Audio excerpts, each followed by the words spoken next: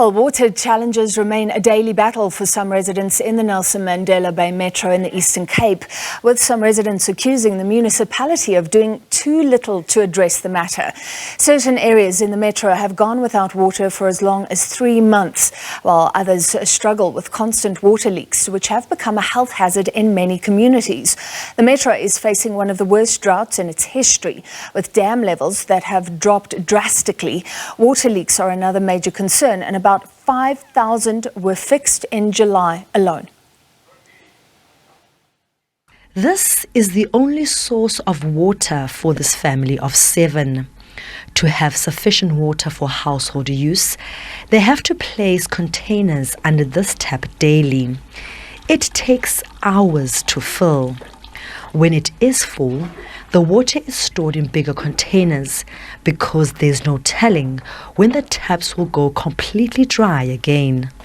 Nonzwakazi Brent is one of many residents in KwaNobuhle and Kariga who has experienced the horror of empty taps. Over the past couple of months, residents here have had to rely on water trucks when taps went completely dry for close to 5 months. While the water supply has been restored for some residents, Brent and her family have not been so lucky. It's very tough not to have water. It's really painful to live like this. Water is so scarce and there's nothing we can do without water. We get worried when it doesn't rain, because when it used to rain, we will stand outside in the rain and try and get as much water as possible. It's not nice to not have running water in your own house when you used to have it before. In the northern areas of Gqeberha, clean water runs down the street. It has been doing so since 2018. A leaking pipe 2 streets above is the cause. Those who bear the brunt are residents whose homes are on the brink of collapsing due to this water flowing into their yards. And when it's not frogs and it is warm, you can't sleep because of the mosquitoes. So there's always something. Their backyards have become hazardous and inaccessible. Most feel like prisoners in their own homes. It is even worse for Nicolette Peterson, who is wheelchair-bound. She survived a stroke and has many other ailments.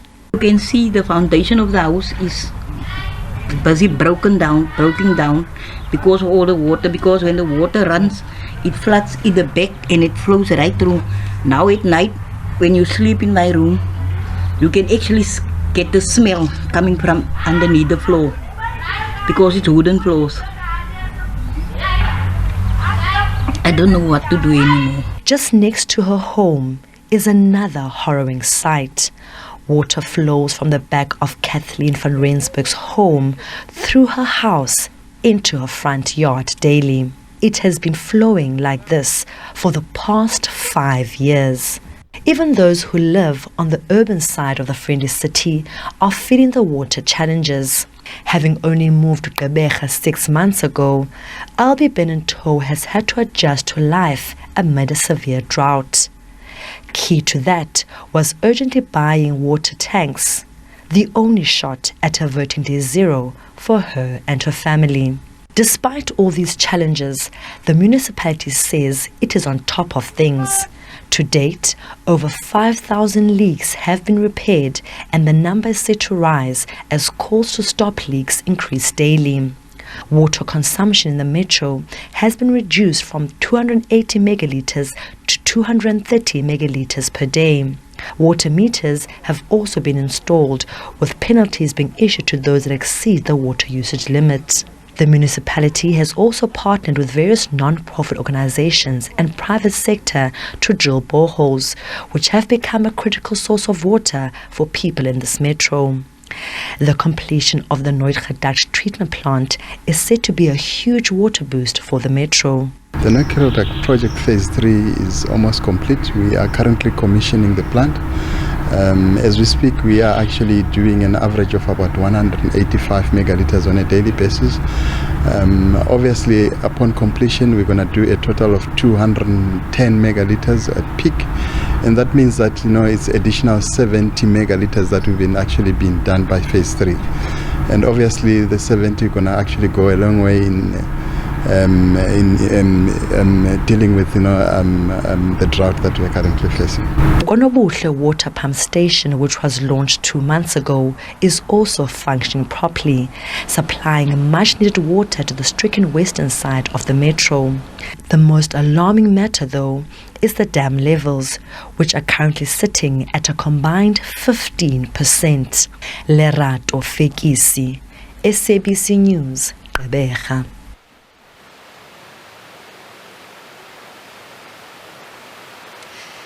So we're going to share with you just some of the issues that form the main pivot around the concerns of this the ongoing and impending crisis around Day Zero. Taps are expected to run dry within the next couple of weeks. The ailing infrastructure and the droughts are being blamed. We're talking about corruption, mismanagement of water affairs in the region, a major contributor. Also political instability, a key contributor to the crisis. This evening, we're also going to focus on big business and NGOs. They are now taking the lead to rescue the situation.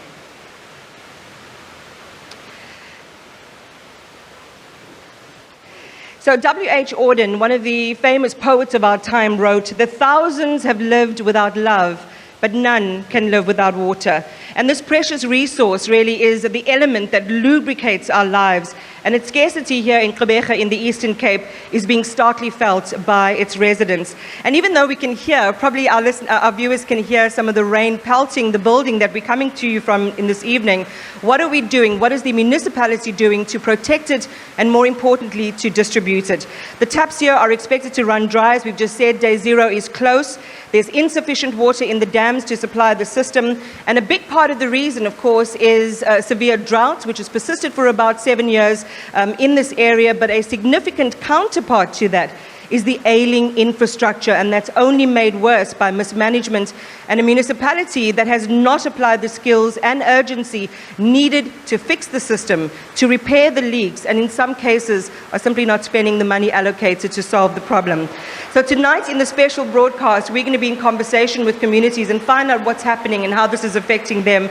We'll also do a diagnostic on climate change and on governance. We'll get answers from municipal officials, and we're going to talk to big business and NGOs who are partnering with the communities to solve the problem. But there's nothing as powerful as a lived experience. So let's turn the microphone over to the communities who are directly affected by the ongoing crisis. And Belinda Brown is a community leader from Breda's Bethelsdorpe village. Belinda, good evening to you and welcome. Thank you very much for being with us. What has it been like for you? Good evening. First and foremost, I'm listening to your opening statements about the zero day that we are all waiting for in Port Elizabeth. I find it very ironic that people are speaking about Day Zero, that we don't have any water, and yet we have a major problem in the northern areas, especially with water gushing out of drains daily. Water gushing from people's foundations, water coming out of areas that could actually have been created into an encatchment area in order for us to preserve this water. And this is not happening. So when you raise the alarm, when you make a complaint, what's been the response from those people responsible for responding? Okay, first and foremost, it is frustrating for us as citizens on the ground because many don't know what's happening behind the scenes at the offices. So you call an office, and either you're going to wait for hours before somebody answers, and no one is coming out with the correct information as to telling us that they either have no vehicles to come out into your area, they are faced with either the fact that they are too scared to come out into certain areas. So, like I was saying, the main thing that we are worried about is the service delivery. So it's either there is people come in and look at the drains overflowing and they say, that it might not, or maybe low maintenance. It's not low maintenance, it's no maintenance.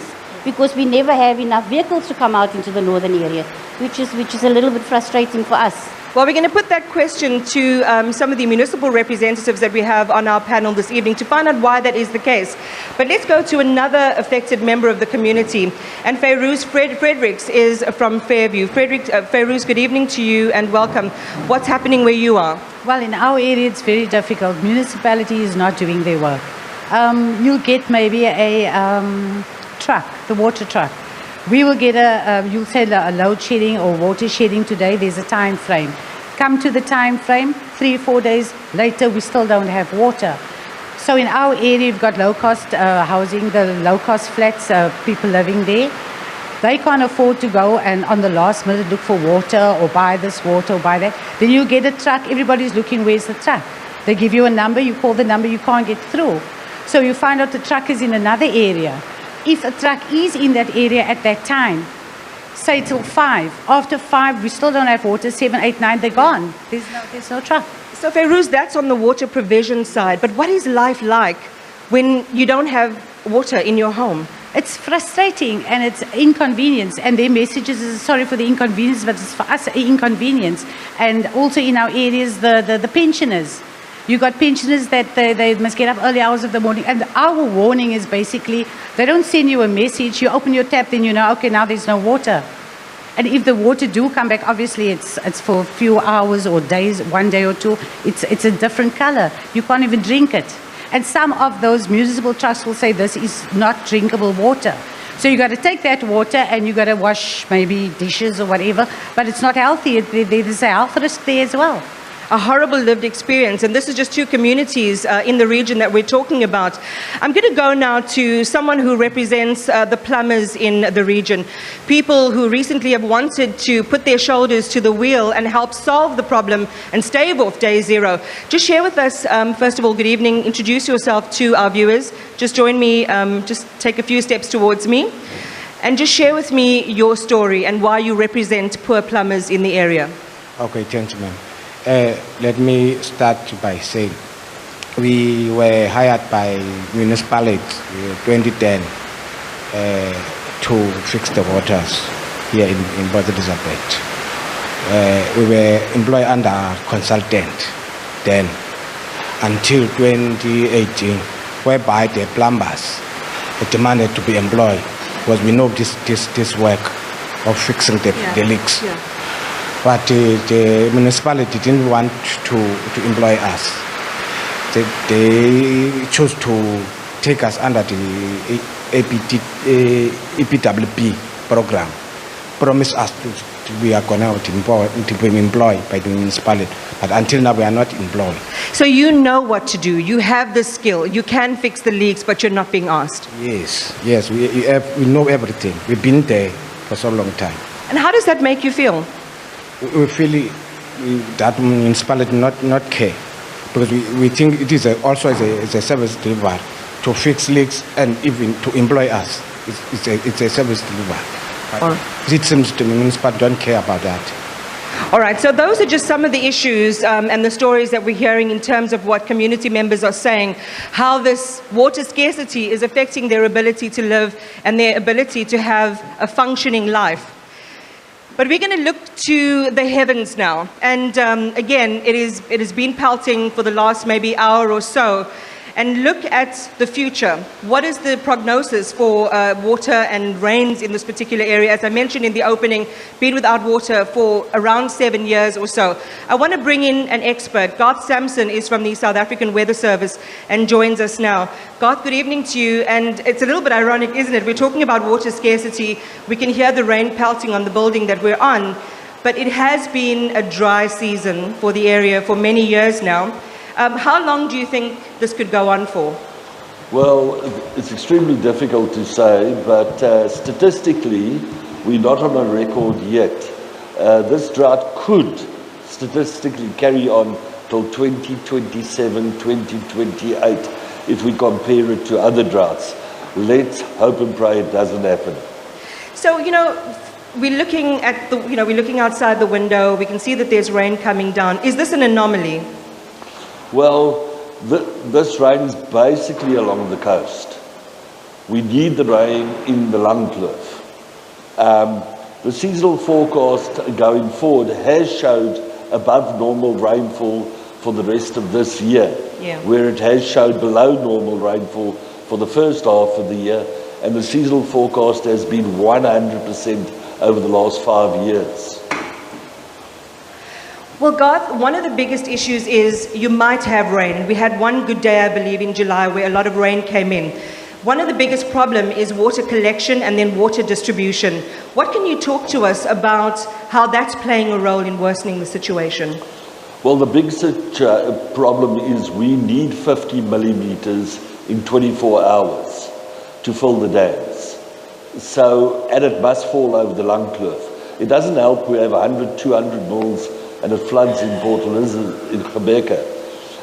It's got to fall in the Langkloof. So without that, it won't help. I want to talk about the supply dams, Garth, places like Impofu, Kroma, Kucha, others like Kariga, and I understand Kariga hasn't supplied communities like Krasani for at least 6 months now. Impofu levels have dropped too low and they've been switched off since June because the pipes have been drawing mud effectively. Share a broad take on how what we're seeing at that particular dam might actually be the fate that befalls some of the other dams in the area. Well, it's quite interesting. Everybody got a fright in June, and we were basically days away from those taps being switched off and people standing in queues. And like the one representative said here, my biggest fear is the old age homes and the old people. And we were days away from that, and we got that nice rain. It was incidentally the end of June, not July. And that stretched day zero on. And the big thing that I hear is that in Porfo Dam, they put another barge in there. So it's not so much the rainfall that had a big influence on it. It was the barge that they put into Porfo Dam that has stretched our day zero quite considerably. But that will go to about February, March next year. But unfortunately, for the next couple of months, it's not our rainy season. We're not a summer rainfall season. The cut-off low that brings the 50 millimeters usually occurs in your winter months, say from April to November. So after November, it's dry, and we've got all the tourists coming in. It's summer, everybody wants to water their prize petunias, and people are very selfish, they store in water. So the consumption has not decreased, and that's the biggest concern. In Cape Town, the whole community worked together. Now, it's not the case. We haven't dropped consumption considerably, and that is what we need to do. And we must remember, there is going to come a flood that is going to stop this drought. Are we ready for that flood? And the next question is, after that flood, there's going to be another drought. That's part of our history. 1823, settlers' homes were flooded after a prolonged drought. And we see these adverse climatological events happening, Garth, where there's scarcity, and then you have, flash events like floods. When you look at what happened in KZN, where that infrastructure simply couldn't manage the deluge, are you saying that something similar could happen here? It is is going to. 1968, 1981, 1908, 1867, and I can go on the whole night reciting dates of floods that have happened here. And it's always, imagine this bridge right next door to this building overflowing by 6 meters. That has happened before. The big difference is there's been a lot of building in the area, a lot more cement, a lot more alien invasive species of trees. So it's a recipe for disaster. And that's such a concerning picture. Garth, thank you very much for painting it for us. So very, very concerning. We're moving between these two extremes of water scarcity and then having a flood situation, which brings with it similar tragedies like we've seen in other parts of the country. I really want to go back to the community now and get a sense, based on what they've heard Garth say, and based on what they've heard representatives from other communities say about their particular plight. And Sindiswa is with me. Just share with us what community you're from, Sindiswa. When you hear Garth talk about the possibility of floods, in fact, he's pretty much saying it's a certainty that there will be flooding. How do you prepare for situations like these where there's no water and potentially there could be flooding? What are your concerns? It's a very, very difficult situation, this problem of water. Yes, personally, I bought a tank, a water tank. I have to, But other people who cannot afford a tank, there's nothing they can do. Like in our communities, like some people I hear there's trucks coming in when there's no water. In my place where I stay, there's no truck, no notification. I stay in Overparkens, yes. No notification. You just open the tap, no water. You don't know what to do. The children are going to school. There's no water. And don't think there's no water in the morning. 2 full days, no water. And nobody says anything about nothing. So, do you get notifications from the municipality? Are you warned and prepared about things, or are you pretty much left on your own? No notification, no nothing. Rates up to date. You are paying for water, but sometimes no water. No notification, no nothing. What does it make you feel, and we've got representatives from the municipality here, Sindiswa, about the care for the community, about keeping the community in the story, in the information loop, having a heart for what you're saying. The kids are struggling when they have to go to school, come home from school, and there's no clean water. Do you feel like you're being listened to, or are you completely being ignored? No, we have been completely ignored. They have to do something about it, especially the water store. It's better the electricity, you know that, 6 o'clock, no electricity. But water, nothing, no notification. We don't hear anything. So we are struggling a lot. Well, we have people here. What would you say directly to those in authority? Those in authority, I will tell them that they must catch a wake up. They have to notify us. They have to do something. And the worst part is, it's raining now, but the rain doesn't make any difference. That's what always worries me. There is rain, but it doesn't make any difference. What is the problem? Where the problem is? What is happening there in the Department of Water? Why they don't make something so that when the water comes, there will be water? Why even when the rain pours like this, but we're still saying there won't be water, we are going to day zero, but there is rain? Where is this water going to? Why they are not making something, make a plan or whatever? They must have a professional people who know what to do when the rain comes. The views there of Sisindiswa also just echoing some of the other experiences that we heard about just what living without water really is.